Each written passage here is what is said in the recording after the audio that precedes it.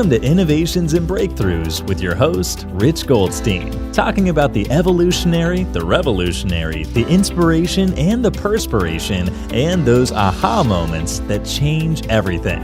And now, here's your host, Rich Goldstein.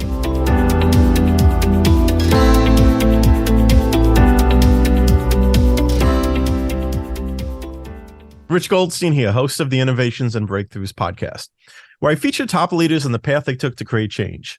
Past guests include Ryan Dice, Joe Polish, and Jason Fladlin. This episode is brought to you by my company, Goldstein Patent Law, where we help you to protect your ideas and products. We've advised and obtained patents for thousands of companies over the past 29 years. So if you're a company that has software, a product, or a design you want protected, go to goldsteinpatentlaw.com, where there are amazing free resources for learning about the patent process. And you can schedule a call with my team at speaktolaurie.com to explore if it's a match to work together. You could also check out the book I wrote for the American Bar Association that explains in plain English how patents work. It's called the ABA Consumer Guide to Obtaining a Patent. I have with me here today Laurie Barkman. Laurie is the former CEO of a $100 million revenue company that sold to a Fortune 50 company. These days, Laurie guides business owners through the often overwhelming process of transition planning. As an M&A intermediary, she facilitates both sell-side and buy-side transactions in the lower middle market. Laurie is the author of the recent book, The Business Transition Handbook: How to Avoid Succession Pitfalls and Create Valuable Exit Options. And she's also host of the award-winning podcast, Succession Stories. I'm very happy to welcome here today Laurie Barkman. Welcome, Laurie. Rich, it's wonderful to be with you. Thank you. Absolutely. Let's talk about how it all got started. So clearly you were involved in business leadership. You were running a company that hit 100 million in revenue, and then you sold it. So initially you started from the standpoint of being a business leader. And so tell me about that experience and kind of how that led to what you're doing now. Yeah, absolutely. I was hired in as part of a long-term succession plan in a third generation company. And when we did the interview was a conversation about the next 20 years, not the next two, which in many startups, you take a short-term view. This was a long-term view, and I was excited about that. But as things go, I wasn't there for 20 years, I was there for 3. And in my very short tenure, it was power-packed with lots of ups and downs. And of course, a major highlight was the acquisition by a global company. This is a company that's in the logistics and transportation space. And so myself and the other dozen or so key executives were part of the M&A process, the diligence process, and this amazing playbook from this global company just to see on the inside what that looks like, feels like. And then when the transaction was completed, I became an officer of the new company, an executive of the new company, and worked on the integration, which is a topic in and of itself, is how do we make an integration successful? If we can't do that, then why are we bothering with M&A, right? But it was really amazing to go through something like that. And again, highs and lows of it, but from an education standpoint, but just becoming a deal junkie, I realized that going through the process, there was a lot of nuances to it. And I enjoyed that. When I left, after I left that role, I joined a private equity group, and then I was on the other side of the deal table, looking for the right deals that fit this boutique portfolio, and eventually found my way networking with professional services firms like accountants and lawyers and wealth advisors. And I learned more about this age wave tsunami of baby boomers who do not have succession plans for their business. And they're either going to close quietly, liquidate, or potentially with a transaction to a buyer, a third-party buyer. If it's not family, who is it? It just got me really excited because I had been on this deal side, transaction side, and also throughout my career, been working with entrepreneurs to build business and growth and value. And it was intriguing to me, this next phase of the entrepreneurial journey. We didn't build our businesses on our own. Why would we exit on our own? And I spent a lot of time learning more about it, getting certified on some value building platforms, such as the Value Builder system, and also got certified as a mergers and acquisitions advisor, and I decided to go all in. And that kind of brings us up to where we are today. Yeah, that's really exciting. And what do you think you learned during that process that really impacts how you practice today working with businesses that are preparing for exit? The number one thing is we never know when a buyer is going to buy. It's not up to you when you sell, it's up to the buyer of when they buy, right? And if we have that mindset, then we can think about our business as needing to be ready to sell at any time. And if we want to prepare and have a business that could sell at any time, it puts us on a path to have a really well-run business. Why wait when you sell your home to upgrade your bathroom, right? When my parents were selling their house and they were going to move to Florida, they said, well, let's update the kitchen. I said, we lived here for 40 years. How come you never updated the kitchen so that we could enjoy it? It's the same thing with having a well-run business. Don't wait to do exit planning when you're trying to exit. It doesn't work. Right. That's the primary thing. Absolutely. So yeah, I mean, and there's in addition to not knowing when a buyer is going to come around, there's the phrase about the 5 Ds that can happen anytime: death, disability, divorce, etc. And so a lot of times it catches business owners off guard. And so some businesses sell on the timeline set by the owner, but many get forced into a situation that that it's kind of ready or not, here it comes. So so there's that side of it too, and also the thing that you hit on there. It's kind of like good exit planning or good exit strategy is just good business strategy. So the things you do to strengthen your business for exit are things that just strengthen your business, right? Absolutely. I mean, the 5 Ds are value derailers, plain and simple. If the owner dies and there's no estate plan, there's no buy-sell agreement, the owner is now the spouse who knows nothing about the business, it's going to potentially put the company in a tailspin. I've had a few people talk about this on my show. One in particular, she went through this twice, one with her family business when her aunt died, and her aunt had all the Post-it notes in the world, but nobody understood what the heck they meant. And she had to run payroll. You have that type of crisis. And then you have the other crisis, which literally happened with me. One of my clients passed away when I was working with him, and his spouse reached out to me and said, do you know what his intentions are for the business? Do you know if his intention was for his son to take over? She didn't even know. Mm-hmm. And how's that going to go? You're in mourning. You're sad. You want to spend time grieving, and you literally can't focus on that, which could be a good thing, I suppose. But you've got to now focus on this business entity that you know nothing about. Right. So the You're not in the right planning headspace is really important in all of this.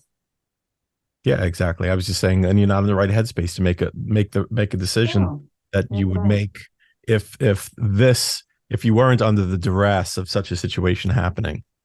So, yeah, it just yet another reason why it pays to plan. So like tell me a bit about what the exit planning or the succession planning process looks like on a day-to-day on an everyday basis in your practice.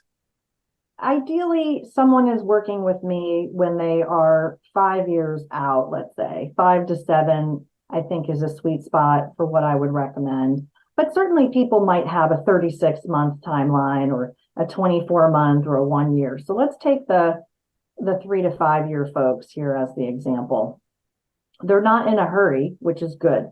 Because what I like to say is when time is on your side, you have more time to make a difference, make an impact. Where we start is we start with goal setting. It's really important to articulate what's important to you, your stakeholders, which can be your family, your employees, other shareholders in the business. Maybe you're 50-50 with a partner or your spouse. And we need to know what's on their mind also. And as we think about this in broad strokes, we're really talking about an overall timeline that we can work backwards from. It's quite helpful. If you say, yeah, ideally, it's these things. And a lot of times I start with this straw man timeline, but then as we meet on a monthly basis over, let's say, a 7-8 month period, most often that timeline changes. because of these other goals that we're going to talk about. Yep. So the second goal that we talk about is financial. We're going to do some baselining, by the way, on these three goals, the third being business. So we have personal, financial, and business. And I have some assessments that I use with my clients, some of which are available on my website that people can take at their leisure. But anyway, it's really important to baseline, where are we today? And when it comes to the financial side, if someone's not yet given thought to what they need to satisfy their lifestyle once they don't have the income stream that they have today, what will they rely on? What nest egg do they have? Or do they have any other passive income investments like real estate? We take a look at that big picture. If they're working with a financial advisor, that's awesome. And I love to collaborate with the other advisors in their network. And part of the other side of this is, well, what's your business worth today? And we need to baseline the business valuation. In one of my assessments, we can do that out of the box, but I also do business valuations as part of the service offering. So that is a good amount of work, and it's a good amount of thinking and trying to understand, where are we today, what are our strengths, and what are the things that could be risk tripwires for us. And then from there, come out with a plan. So typically in this, what I call strategic transition planning, it's 7-8 months of working together a couple times a month. In my sessions with folks, it's advisory and coaching. I'm asking questions. I'm getting them to think. I give homework where they might have to do stuff on their own. And typically people are dedicating time to this. This is literally working on your business, not in your business. And you have to dedicate the time to it, just like anything else.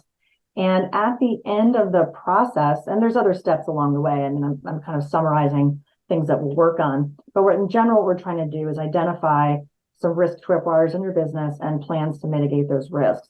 So a big part of this is contingency planning, emergency planning, if you will, as well as growth planning and thinking about, well, how am I going to hit this value number? If today I know I need to achieve an enterprise value of 10 million to satisfy the lifestyle objectives that I have in the future, but my baseline is 5 million, I need to double my enterprise value, and I've got 5 years to do it. How am I going to do that?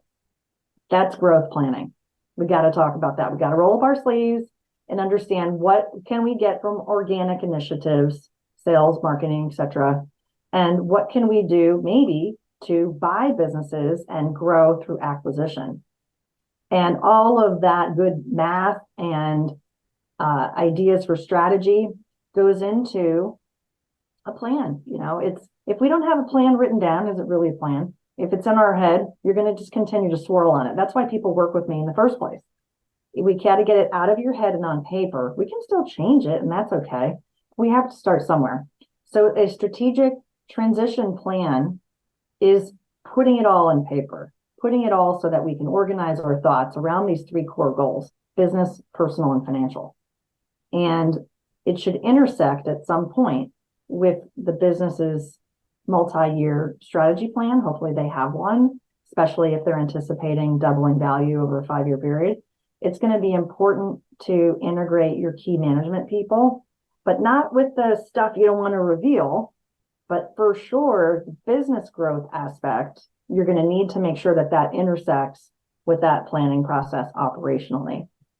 So I think it's a really important recognition that we have to have a plan to make it happen. We have to be committed to it. We can change and be flexible, but that's the whole, really the tremendous value of the whole process, is finding clarity and understanding what it is we might do to make an impact on the business. Yeah, absolutely. And so that clarity, I think, has a bunch of different benefits. I mean, one of which is helping the business to grow, to meet those business and financial goals and personal goals. But behind all of that, it's kind of like when a lot of people think towards exit, they think like, well, I sell for as much as I can. That's what we do when we exit. And then I think a lot of those people would be very surprised to hear that a very high percentage, something like 70 or 80% of business owners, are not satisfied with the exit. They have regrets. And it's not necessarily about financial, as you'd expect. Well, I could have gotten more money. There are other things where, by not personally planning for the exit and what you're going to do next, even the business owner is often left with regret. So, would you like to speak to that a little bit about the regrets and what we do to try to avoid that? It's a really important topic. It's a really important recognition, Rich. I think it's a great question. Regrets come in two flavors. It's the things we do that we wish we did differently, and it's the things that we did not do that we wish we took action on. And for some folks who go through a sale process, it's the only time they're going to sell their company. They only have one company, they've run it for 40 years, and they got one shot at this. There are people who do not enlist the help of others, like key advisors, whether it's an intermediary as myself, or they don't get a good attorney. They get somebody who's been their buddy for a lot of years who doesn't have deal experience. They don't get tax advice. There's all kinds of things you can do wrong. There's a lot of pitfalls in the sale process, especially if you haven't gone through it before. So that's the most common category for I wish I did things differently. Sure, we might have been able to get a higher price, but the number one thing I hear from folks who sell their company is that, especially if they've run a process and they have multiple offers, that the highest price bidder wasn't necessarily the winning buyer. So it isn't always about price, to your point. And I've had some folks talk on my show about this too, where the regrets are because they weren't in the business longer than a year or two, and they didn't recognize that their role was going to shift so much. They had trouble letting go. Even though they sold the company, maybe they had a board position, they were still tied, but not day to day. And so the identity shift was a big reason for the regret. They just weren't ready to let go. There were two people in particular who had stories about this. One was with a private equity group, and it was more of a shock to the system that they were hiring an outside CEO. She just wasn't ready for that to be replaced. And then the other person had kind of a grieving period where she sold the business a bit prematurely due to some legal issues, and she was just devastated by that. It just crushed her. And again, there's lots of things that people can regret, but as Wayne Gretzky says, we miss 100% of the shots we don't take. So I think for many people, if they're listening and they have a business that maybe one day they want to sell, my coaching would be to find people that have experience. Either, you can have a friend who's an attorney, but if they don't have M&A transactional experience, I would recommend finding a different attorney and getting the legal advice you need, getting the intermediary and brokerage support you need, and certainly the tax advisement that you need. Those three roles in particular can help advise you and make sure that you avoid some pitfalls. I kind of thought the advice you were going to give is to skate to where the puck is going to be. That's on the growth side. The other Wayne Gretzky. Yeah, it's a great quote too. But that's kind of like what exit planning is, right? Skating to where the puck is going to be. It's like you're looking towards this our puck goal. might change directions without us really controlling it. There's certain things in our exit that we can control. The 5 Ds we don't control, right? We don't know if we're going to get ill. We don't know if we're going to have a downturn in the economy because of COVID. We don't control those things. And exit planning, just to kind of, I guess, put a bow around it, I use the word transition planning. Exit is a finite word. I've exited. I did this. I left, right? I opened that door and I closed it. I like to talk about transition, especially for business owners that are in this 3 to 5 year. They don't really know. We create options. We're saying option 1 might look like this, option 2, option 3. Another example, I have a client who's his option 1 in 5 to 7 years, he was envisioning selling the company to his number 1 manager. Well, the number 1 manager moved to Europe and is probably not coming back to the States. So we have to go to option 2 and then probably option 3. And it's good to think that way even with family. Maybe your family doesn't want the business, which is very common. or they don't have the skills for the business. They're just not interested. It's not a fit. Same with your management team. And that leaves us with other options that we can explore. But I think exit is a point in time. Transition enables us to think about this in a continuum of time. And it's interesting that you would talk about the options. I mean, it's embedded in the title of your book, right? The Business Transition Handbook: How to Avoid Succession Pitfalls and Create Valuable Exit Options, right? And so that is central to what you're looking to help people to do. But so let's talk about the book and really what you sought to what info you really sought to get out and impress upon people with the book, and really kind of who's it for? It's for business owners, founders, next generation leaders. I was trying to put myself in their shoes and thinking about, what do they worry about? What do they want to avoid? Well, we want to avoid succession pitfalls. Well, what are they? Each chapter, as I wrote it, became a pitfall to avoid. So that's how I set it up, very purposefully. And I start with the personal planning, because if we don't get our own headset right, doing everything else will be challenging. We got to start with ourselves. Are we supportive of the process? If we're not going to work on it. It's not going anywhere. And also, I had a really big body of work to sort of start with out of the gates. And I was, from a creative standpoint, really intrigued to see what I could do with it. And that body of work is from my podcast. At that time of starting to write it, I had probably recorded 120 episodes, and every episode has a transcript. And there was amazing golden nuggets, value bombs throughout all these episodes. But how to find just that one nugget I needed and put it in that, it became a kind of this contextual puzzle that I was having fun writing it. So the main thing is, as you read the book, of course, I'm going to give you and share some knowledge from my experience and from others that I've worked with and people on the show, but I've integrated in stories. So what people have said is it feels like I'm talking with you in the book, and I'm sharing lots of real examples. And I've called it the Business Transition Handbook for a reason. I want you to write in it. I want you to dog-ear it. I want you to, put in your Post-it notes. I've even created a digital companion piece with all of the exercises that are in the book in a separate PDF, in case you get the Kindle version and you feel like you don't get you're not able to write in it. So I want people to take the time and use it and work through it. My clients say that it's a wonderful companion to my advisory with them, because I'll say, okay, read chapter 5, and then we're going to talk about it. And it's action ideas, it's case studies, real examples, and real knowledge. It gets into a level of depth, people have said feedback-wise, that many other business books of this nature don't get into. Yeah, that sounds great.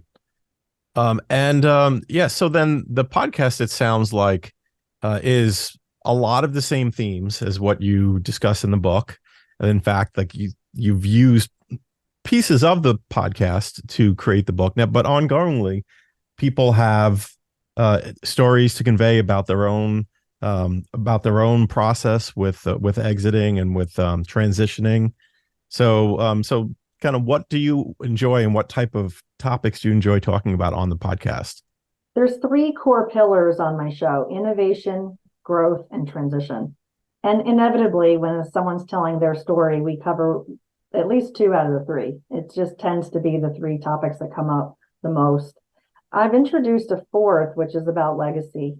I've started to talk to more business owners about what is going to happen and not necessarily what has happened.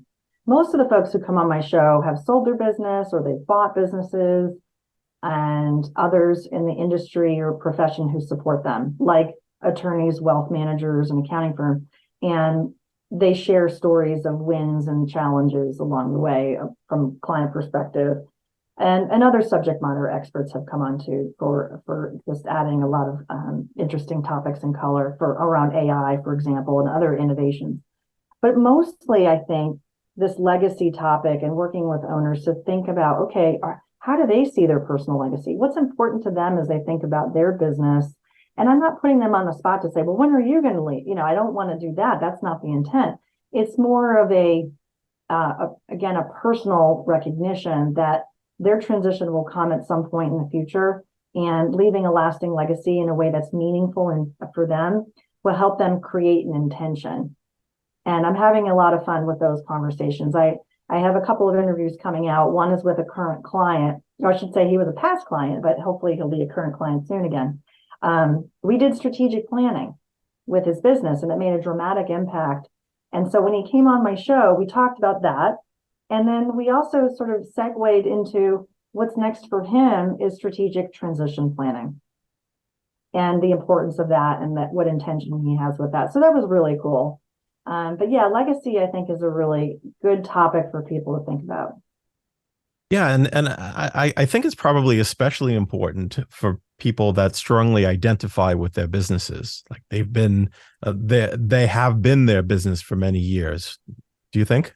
Oh, yeah, for sure. Can be family businesses where your name is literally on the door. You know, your family name's on the door. You're so proud of that. You're associated with that. It could be that you're the founder and it's quote unquote your baby, and it is an extension of you. It's part of your DNA. It's part of your brand.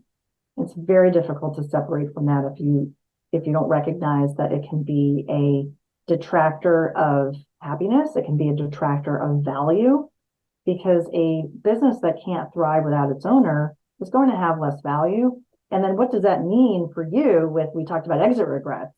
If you regret selling your baby, right? It's just a very, profound thing. I sold my baby versus I built a business and it has a new owner and I'm really proud of that.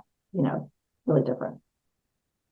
Now, next question is really kind of what you do with regard to M&A ties into what I do. And so I'm curious, what role have you seen IP play in business transitions and in the transferability of businesses, like businesses that have an IP portfolio, let's say? I think it's a really interesting topic. I talk about it in the book too, for owners to take an inventory of what are their assets. And I want them to think broadly about that word. For companies that have inventory and fixtures and equipment, they can see it. For companies that have an intangible nature to their assets and a lot of goodwill, a brand identity, a trademark, a patent, contracts, customer database, a special know-how or process, what are all those things that make up the goodness of your business and helps give you that competitive advantage? If you can identify what they are, then you're more likely to be able to convey that value to a buyer. But it's not what you think about it, it's what the buyers think about it and what pain points you solve for buyers. That's value. It's not in the private market, there's an infinite number of prices that can be put on your business. You can't go to Yahoo Finance and just look it up. So we have to be able to articulate what our assets are and then understand for each asset, how transferable is it? For some contracts that have stipulations about transferability, then it's not that we can't design around it. The transaction might just be an equity sale versus an asset sale. It's not a problem. We just need to know. Likewise with a lease. Is your lease transferable? So of all these things that you have, your trademarks, all these IP things that we have, how transferable are they? And so as we create the assets of our business, it's important to recognize, like you're asking, what creates value. Yeah, I love that. Absolutely. Well, if people want to learn more about you or get in touch with you, how do they go about doing so? A great place to start and learn more about my book is thebusinesstransitionhandbook.com. They can download a free PDF by going to the site and putting in their information. And if they want to get the book and buy it, of course, I would appreciate that. And it's available on Amazon. Thank you for that. Also, just a kind of a shortcut here, and we can maybe put this number in the show notes. I have an SMS. You can text transition to 762-320-2826, and you'll automatically be signed up to get a copy of the PDF that I just mentioned. Also on my website, there's other free resources like the business assessment that I mentioned, the personal assessment that I mentioned, and all the podcasts from Succession Stories. All the episodes are on the site that people can enjoy. And they can also find the show on YouTube or wherever they listen to their favorite show. Awesome. And the website is small.big. The website for the book is thebusinesstransitionhandbook.com. Okay. And yeah, my company is small.big LLC. If they type that in, they'll get redirected. But the businesstransitionhandbook.com is the book website. And Okay, got it. The book page. Website. Yep, the book page. Okay, awesome. So I want to thank you for taking the time to share this valuable information with all of us, and really thank you for being on the show. Oh, thanks for having me, Rich. It was a lot of fun.